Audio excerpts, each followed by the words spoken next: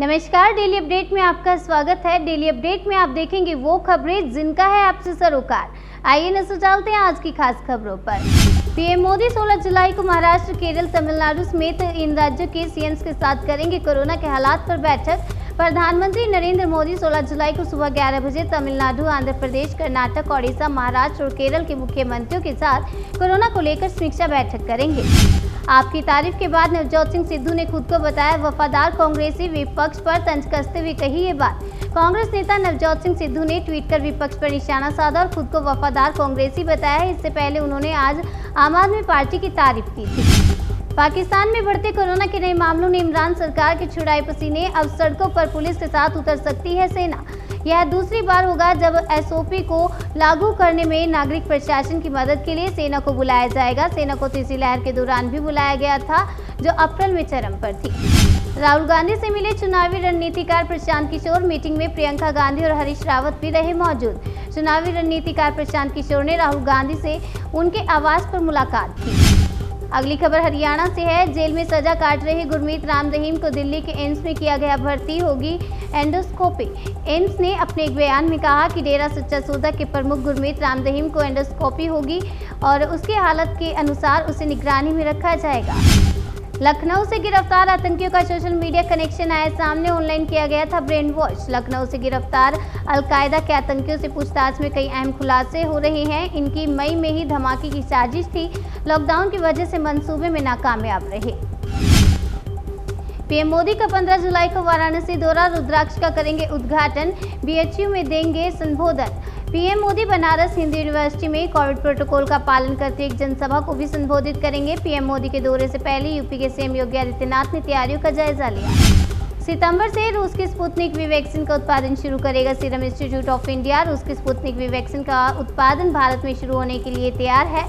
सितंबर से पुणे स्थित serum institute of India रूस के स्पुतनिक वी वैक्सीन का उत्पादन शुरू करेगा। पीएम मोदी ने उत्तर पूर्व राज्यों में कोरोना के उछाल पर जताई चिंता। टीकाकरण में तेजी लाने पर दिया जोर। पीएम मोदी ने कहा कि हमें संक्रमण को फैलने से रोकने के लिए सूक्ष्म स्तर पर कदम उठाने की जरूरत है। हमें पिछले 1.5 साल में एकत्रित किए गए अनुभवों का उपयोग करने की जरूरत है। दिल्ली में खत्म होगा जल संकट। हरियाणा ने 16,000 क्यूसेक पानी छोड़ा। दिल्ली जल बोर्ड उपाध्यक्ष ने कहा कि सुप्रीम कोर्ट में याचिका दायर करने के कुछ ही समय बाद हरियाणा सरकार ने 16,000 क्यूसेक पानी हथिनी कुंड से दिल्ली की ओर छोड़ दिया है।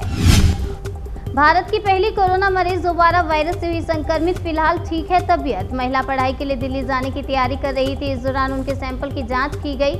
आरटी-पीसीआर में रिपोर्ट पॉजिटिव आई है। फिलहाल महिला घर में है और तबीयत ठीक है। इंदौर पुलिस की वेबसाइट हैक। फ्री कश्मीर और पाकिस्तान जिंदाबाद के नारे लिखे। आईजीपी इंदौर हरि नारायण चारी मिश्र ने कहा कि पुलिस मामला दर्ज कर लिया है और आईपी एड्रेस के आधार पर आरोपियों तक पहुंचेगी। 5 दिन की देरी से आखिरकार पूरे देश में पहुंचा दक्षिण पश्चिमी मानसून। मौसम विभाग के अनुसार ये जानकारी मिली है। मंगलवार को राष्ट्रीय राजधानी क्षेत्र के अनेक हिस्सों में बारिश हुई है। मौसम विभाग ने कहा कि दक्षिण पश्चिमी मानसून अपनी सामान्य तारीख 8 जुलाई से कुछ विलंब से 13 जुलाई को पूरे देश में पहुंचा है। आप सांसद संजय सिंह ने ओम प्रकाश राजभर को बताया झूठा, कहा कोई गठबंधन नहीं हो रहा। राजभर ने कहा था कि वह 17 जुलाई को केजरीवाल के साथ मुलाकात करेंगे। संजय सिंह ने स्पष्ट किया कि दोनों पार्टियों के बीच गठबंधन को लेकर कोई बातचीत नहीं हो रही। क्रिकेटर यशपाल शर्मा के निधन पर प्रधानमंत्री मोदी ने जताया शोक, कहा वे सबके लिए प्रेरणा थे। यशपाल शर्मा का आज सुबह दिल का दौरा पड़ने से निधन हो गया। 66 वर्षीय यशपाल शर्मा टीम इंडिया के सिलेक्टर के पद पर भी रह चुके थे। सरकार ने कहा कोरोना की तीसरी लहर की बात लोगों के लिए मौसम का अपडेट गंभीरता से नहीं ले रहे। सरकार ने इस बात पर जोर दिया कि देश के कई हिस्सों में कोरोना के नियमों की अनदेखी की जा रही है। ये वायरस को काबू में करने के लिए अब तक की मेहनत पर पानी फेर सकता है।